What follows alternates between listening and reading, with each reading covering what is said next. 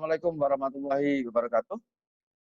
Waalaikumsalam warahmatullahi wabarakatuh. Teman-teman, hari ini kita ada kesempatan untuk berbincang-bincang, berdiskusi, sekedar berbagi hasil survei, masih pra-analisis, tentang kesanggupan mahasiswa untuk tetap berpikir dan berkegiatan fokus solusi. Bertindak sebagai penyaji hari ini, saya ada Ibu Dr. Rafiqah Rosidi, Magister Pendidikan. Sebagai pengantar awal, saya persilakan kepada Ibu Rafiqah untuk menjadi pembawa acara pada kegiatan kali ini. Dipersilakan, Bu Rafi. Terima kasih, Pak Saban. Assalamualaikum warahmatullahi wabarakatuh. Waalaikumsalam warahmatullahi wabarakatuh. Alhamdulillahirabbil alamin. Pada pagi yang cerah penuh berkah ini kita bersama-sama bisa mendengarkan paparan nanti dari hasil survei yang telah kami lakukan. Survei ini diikuti oleh 200 lebih dari mahasiswa yang sedang studi yang mengalami kondisi pandemi seperti ini. Yang mereka juga sebetulnya merasakan kegelisahan, kegundahan, dan sebagainya. Namun tetap nanti bisa berpikir solusi. Oleh karena itu, survei kesanggupan mahasiswa berpikir dan berkegiatan fokus solusi yang dilakukan, itu instrumen yang digunakan adalah instrumen yang sama yang digunakan pada penelitian pengembangan panduan praktis konseling fokus solusi, hanya dilakukan penyesuaian pada kontennya sesuai situasi sekarang, yaitu pandemi corona, dan pengayaan untuk instrumen kegiatan fokus solusi. Survei ini dipimpin oleh Bapak Saban Rosidi. Oleh karena itu, saya mohon kepada Pak Dr. Saban Rosidi untuk memberikan gambaran dan penjelasan ini. Saya persilakan Pak Saban. Baik, terima kasih Bu Rofi. Saya nanti akan lebih banyak share dari sejak mulai awal Google Form-nya gitu ya sampai dengan hasilnya. Yang pertama, saya dan Bu Rofi, tentu teman-teman juga tahu bahwa kami memiliki pusat perhatian sama. Kalau Bu Rofi itu perhatiannya adalah solution focus counseling, ya Bu ya? Ya. Nah, kalau saya solution focus academic coaching, ya itu. Itu Mas Hendy itu tahu ya, gitu bagaimana saya melakukan coaching akademik gitu ya. Sama gitu ya, itu dalam rangka membantu mereka tetap fokus pada solusinya, yaitu terutama untuk yang mahasiswa pasca sarjana adalah menyelesaikan tesisnya, betul? Iya, betul ya. Jadi itu. Baik, kita mulai dengan saya akan menunjukkan gitu ya, instrumen yang digunakan ini. Instrumen yang digunakan ini adalah saya pinjam, kemudian kita perbaiki dari yang sebelumnya sudah pernah digunakan oleh Bu Rofi dalam rangka melakukan uji efektivitas ya, uji keefektifan ya. Iya.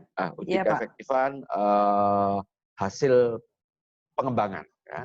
Nah, kita akan mulai dengan secara teoritis dulu, ya itu agar tahu dari mana butir-butirnya itu diperoleh gitu ya. Nah, ini saya akan share sebuah artikel itu karya Grant ya, dan apa ini ya. Ini teman-teman biar tahu bahwa nah inilah judul dari artikel yang menjadi sumber acuan di dalam menyusun terutama untuk instrumen yang pertama, yaitu solution focus inventory. Jadi inventory itu pengukur, gitu ya, pengukur solution focus, ya. Jadi ini ada taksonomi tripartit di atas 3 komponen untuk pengajaran dan pengukuran serta konseptualisasi pendekatan berfokus pada solusi untuk coaching, ya, untuk coaching. Gitu ya. Ini penulisnya ini orang yang sangat terkenal namanya Anthony Grant. Kita langsung ke sini Bu Rofi ya, langsung ke apa Iya, namanya, Pak. ke unsur-unsurnya ya. Ke unsur-unsurnya yang Iya, terpenting itu bahwa tripartit ya. orang yang ya tripartit. Orang yang memiliki apa namanya kesanggupan untuk berfokus solusi itu didirikan oleh ini. Jadi yang pertama itu adalah mereka orang-orang yang berorientasi kepada tujuan. Ya, ini. Nah, ini goal orientation ya. Mereka ini tahu apa tujuannya ya. Gitu. Dan kemudian setia untuk mewujudkan tujuan itu. Itu yang paling penting. Nah, dalam rangka mencapai tujuan itu, maka ia harus bisa ya, mengesampingkan berbagai masalah yang tidak perlu. Mengesampingkan berbagai masalah yang mengganggu mereka untuk mencapai tujuan. Ya. Di sini namanya problem disengagement. Ya, kalau tadi goal orientation ada yaitu berorientasi kepada tujuan, ya sekarang ini kesanggupan untuk mengesampingkan masalah. Ya, itu. Iya. Kemudian yang terakhir, dalam rangka orientasinya kepada tujuan itu, ya mereka juga memiliki kemampuan, kesanggupan untuk mengaktifasi, untuk mengerahkan resources, untuk mengerahkan daya yang dimiliki. Nah, itu unsur ketiga. Kemudian pengukurnya itu sudah dikembangkan di sini. Kita bisa lihat di sini, ya itu item-item, ya inventory fokus solusi terdiri atas apa saja. Nih, ada 1, 2, 3, 4 untuk goal orientation. Jadi untuk mengetahui apakah seseorang itu berorientasi pada tujuan itu, maka bisa ditanyakan 4 butir pertanyaan ini, ya. Itu tentang saya membayangkan bahwa tujuan-tujuan saya, ya, dan kemudian bekerja untuk mencapainya. Kemudian yang kedua, I keep track on my progress toward my goal. Saya akan menjaga agar kemajuan saya pada track untuk mencapai tujuan. Nah, itu ciri dari orang yang berorientasi pada tujuan dan seterusnya. Nah, di sini kemudian ada resource activation, ada pengerahan sumber daya, kemudian ada problem based engagement. Hati-hati. Nah, di sini ada tanda bintang, Bu Rofi. Tanda bintang ini ya, seperti yang pernah kita diskusikan itu, ini adalah yang reverse score item. Nanti ini itemnya harus di skor terbalik. Ya. Nah, misalnya ini problem estimate. I tend to spend more time analyzing my problems than working on possible solution. Ada banyak orang yang punya kecenderungan ini. Saya cenderung menghabiskan waktu banyak untuk terlalu banyak menganalisis masalah, gitu ya, dari bekerja untuk penyelesaiannya. Jadi banyak orang itu berkutat di, saya menyebutnya apa ya? Kita menyebutnya apa itu? Terbelenggu, terkungkung, terbelenggu oleh terbelenggu masalahnya. pada masalah. Bingung saja memikirkan apa namanya penyebab masalahnya apa gitu ya. Nah, kalau misalnya orangnya jelek, nggak laku gara-gara karena dia jelek, masa dia mau membuat menyatakan? Nggak mungkin. Nggak bisa. Nggak bisa ya. Jadi harus kalau berwajahnya jeleknya dilupakan ya. Iya betul ya. Iya, kalau ya? jadi ini ya Pak ya. Kalau Anda berwajah tidak tampan, jadilah orang yang mapan gitu ya. Supaya laku. supaya ketampanannya termaafkan gitu ya. Ya betul ya. Iya, gitu. Supaya wajahnya kan? termaafkan gitu. Ya. Nah, kamu jangan nyindir saya loh ya. Itu kan nyindir saya itu. Kok jadi sensi?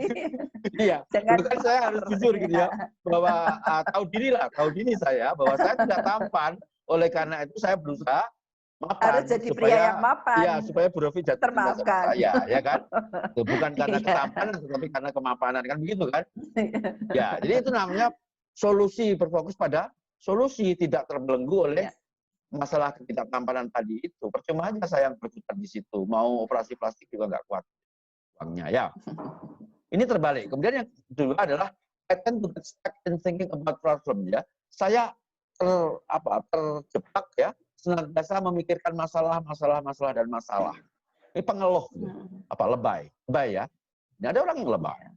I tend to focus on the negative. Nah ini juga banyak orang yang memikirkan kelemahannya melulu, nggak bersyukur pada apa yang dia miliki untuk mengembangkan dirinya. Nah itu juga banyak yang seperti itu. Kemudian I'm not very good in noticing when things are going well. Ini nanti yang sangat berpengaruh kepada mahasiswa yang kuliah di pasca sarjana, terutama yang S2. Kalau yang S3 enggak, yang S1 enggak. Ya. Kenapa? Coba di sini katakan I'm not very good.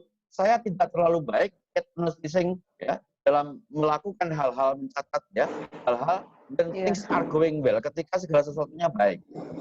Ini ada mahasiswa saya ini, Hendy ini, waktu itu kan diberi kesempatan untuk menyelesaikan proposal dan kemudian seminar proposal ya, bulan apa itu? Bulan apa, Hendy itu? Dulu awalnya Februari, Pak, tapi mundur. Mundur, akhirnya kemudian betul ya, akhirnya kemudian menyesal, ya, terlambat kan? Iya. Iya, Iya, Pak. ya, gitu. When things are going well, ketika segala sesuatunya masih baik, kok enak-enakan ya. Giliran sekarang kena pandemi corona ya, itu. Nah, ini yang sepertinya gitu ya, nanti akan menjadi penjelas terpenting. Ya, kita tahu bahwa apa namanya waktu studi S2 itu kan paling pendek, Bu Rofi ya. Iya, betul. 2 tahun kan? Cuma 2 tahun kan? Iya. Jadi kalau hilang 1 semester? Ya akan terhambat. Iya, kalau hilang 2 semester bisa masalah gitu ya. Iya, nah makanya hari ini yang paling apa namanya, yang paling terdampak oleh apa namanya itu pandemi corona ini mahasiswa S2 yang sekarang sedang tesis, ya, yang sekarang sedang tesis, yang masih proposal nggak bisa maju proposal gitu ya, tesis, ya, bukankah tidak boleh menyelenggarakan kegiatan di kampus, gitu ya, itu. Kemudian yang sudah apa namanya proposal dan mau penelitian, lapangannya tidak ada, lapangannya tidak mau didatangi. Jadi yang penelitiannya di sekolah, gitu ya, itu enggak, sekolahnya tutup, ya, sekolahnya tutup. Jadi ini bisa nanti menjelaskan itu semua. Nah sekarang saya akan tutup ini dulu. Nah, sekarang kita punya gambaran gitu bahwa di situasi ini maka penting sekali untuk mengetahui, untuk mengungkap ya kesanggupan mahasiswa untuk tetap berpikir fokus pada solusi. Ya, solusi itu adalah menuju kepada goal-nya. Goal-nya adalah selesai sarjananya, selesai magisternya, dan selesai doktornya. Kan itu izinkan saya untuk membagikan Google Form yang dipakai. Teman-teman, inilah Google Form yang saya miliki. Jadi kalau teman-teman ingin mengetahui apa saja aktivitas kami gitu ya, itu di sini ada karena kami menyelenggarakan apa namanya itu, Bu Rofi, DAT ya. Survei. Oh iya. Itu kita punya differential aptitude test itu untuk asesmen psikologis mahasiswa itu. Jadi di sini kita punya data-data ini. Ya, verbal listening ability test, numerical dan sebagainya. Tapi itu bukan perhatian kita sekarang. Perhatian kita sekarang adalah yang ada di sini, ya, Bu Rofi. Di sini kelihatan fokus solusi mahasiswa selama pandemi corona. Saya akan buka ini, gitu. Nah, ini caranya.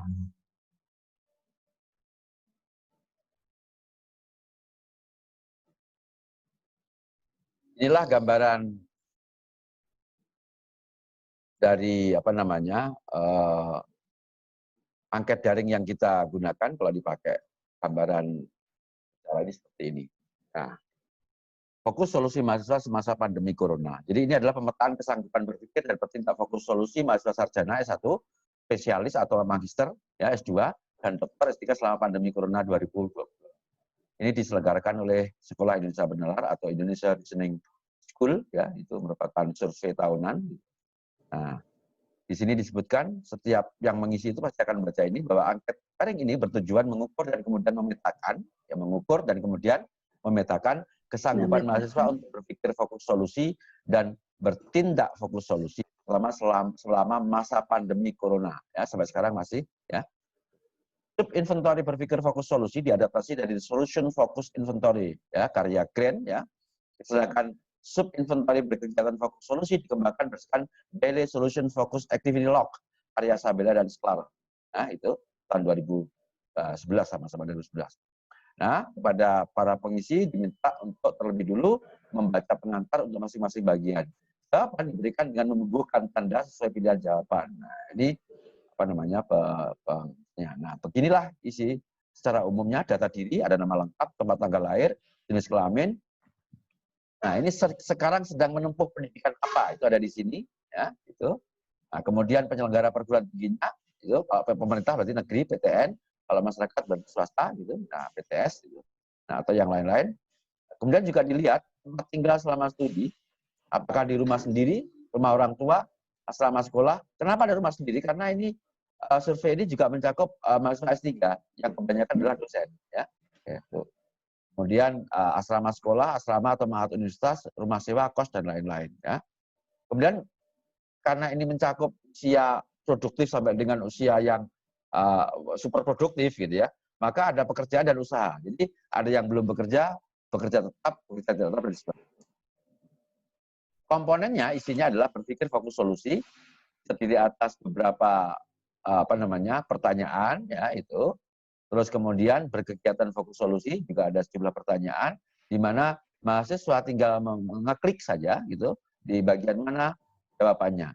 Nah, kemudian di bagian akhir ada yang sifatnya kualitatif, yaitu tujuan, masalah, dan sumber daya. Nah ini tadi sudah saya sebutkan bahwa ciri dari berpikir fokus solusi itu adalah berorientasi pada tujuan, ya, atau goal, ya, kemudian atau goal orientation, kemudian bisa mengesampingkan, ya, bisa mengesampingkan masalah. Nah, ya. Jadi problem disengagement itu. Kemudian dan yang terakhir adalah bisa resources activation, bisa mengerahkan, ya, itu sumber daya yang dimiliki untuk mencapai tujuan. Inilah gambaran angket daringnya atau Google Form-nya yang kemudian diisi. Nah, sekarang saya akan tunjukkan berapa yang mengisi. Dari sini, teman-teman, itu ada 201 orang yang mengisi, gitu, yang mengisi ini. Nah, kita akan buka ini, serba sedikit mengenai ini, kemudian membahasnya langkah demi langkah agak lebih ke dalam, walaupun belum analisis mengenai hasil dari survei ini. Nah, inilah hasilnya. Nah, ini adalah nama-nama dari 201 responden tadi, ya, gitu. Nah, ada satu orang yang menulis namanya inisial, ya, itu, nah ini M, ya, itu. Nah, dan seterusnya. Itu ada 201, jadi harus dikurangi mungkin yang tidak lengkap atau mungkin datanya meragukan. Itu namanya melakukan investigasi forensik. Ya. Data sebelum dianalisis harus dibersihkan dulu dari hal-hal yang sifatnya mengganggu atau mencemari, ya, agar nanti yang diolah betul-betul data yang sudah bagus. Karena prinsip penelitian itu adalah GIGO, garbage in, garbage out. Kalau datanya itu sekualitas garbage, sekualitas sampah, maka keluarnya juga akan, kesimpulannya juga akan sekualitas sampah. Oleh karena itu perlu dilakukan investigasi forensik untuk dibuang, ya, dari analisis. Jadi yang data yang mengganggu itu akan dikeluarkan agar tidak mengganggu proses analisis yang sebenarnya. Jadi tidak diikutkan dalam analisis lanjutan. Kemudian ada tanggal lahir, ini tanggal lahirnya semuanya. Itu ada yang menyebut nama tempat lahirnya, dan tidak apa-apa. Yang penting dari sini sudah diketahui lengkap ini tempat dan tanggal lahirnya. Dari sini kita juga punya pengalaman bahwa harus dikasih contoh ternyata. Sebab kalau tidak dikasih contoh, ini akan ada yang tulis September, November, ada yang angka, ada yang pakai 2 digit, ada yang pakai 1 digit. Ini kacau sekali nanti kalau diolah gitu ya itu. Nah, dengan memberikan contoh seperti ini, maka mahasiswa atau siapapun yang mengisi itu akan terpola kurang lebih sama seperti ini, sehingga gampang. Kalau kita ingin hilangkan kota tahunnya, tempat lahirnya, tinggal hapus saja. Yang tersisa adalah ini sehingga persis diketahui tepat gitu. Nah, itu adalah gambaran kelahiran, tempat kelahiran dan tanggal lahirnya. Dan ini adalah gambaran dari jenis kelamin yang mengisi instrumen ini, Bu Rofi. Ada 200 responden, sebanyak 133 adalah perempuan. Dan laki-laki hanya 68. Rupanya ini yang rajin mengisi seperti ini itu perempuan, ya, gitu. Yang laki-laki itu enggak tahu. Ini memang mahasiswa saya, Pak. Oh ya, ini yang banyak mahasiswa saya. Mahasiswa saya yang banyak itu mahasiswa yang di UIN maupun yang di Unira. Dan mahasiswa saya yang banyak itu perempuan. Oh gitu ya. Itu kan sama dengan mahasiswa saya dulu waktu di S1. Mahasiswa saya waktu di S1 itu kan banyak perempuan juga, jurusan sastra Inggris. Gitu. Iya. Tapi sekarang mahasiswa saya itu Kalau sekarang ini Hendy sama Randy sini kebanyakan cowok. iya. Itu ceweknya, perempuannya sangat minoritas sekarang ya. Tetapi dari sini kelihatan bahwa yang banyak S1 mungkin ya, yang banyak S1 Iya. dan perempuan. Psikologi berarti ini yang banyak ini kemungkinan. Ya. Iya. Oke, kita lanjutkan. Nah, ini siapa saja yang mengisi, yang sedang menempuh pendidikan apa mereka? 201, ternyata ada yang diploma itu hanya 2. Ya. Yang sarjana ini adalah ditambah 1, 2, berarti 177. Ya. 177 itu adalah mahasiswa sarjana. S1. Ya. Nah, kemudian S2 itu ada 18 orang. Ya. Itu S3 ada 5 orang. Ya. Ini gambaran dari respondennya. Jadi lumayan lah. Ini cukup menggambarkan secara normal ya. Ini gambarannya distribusinya normal ini ya. Kebanyakan mahasiswa kita kan memang mahasiswa S1 kan. Diploma juga sedikit gitu ya. S2 agak banyak gitu ya. Itu S3 sedikit ya. Ini saya kira ini distribusinya normal Bu Rofi. Jadi bagus gitu ya. Kemudian nah, ini juga bagus ini.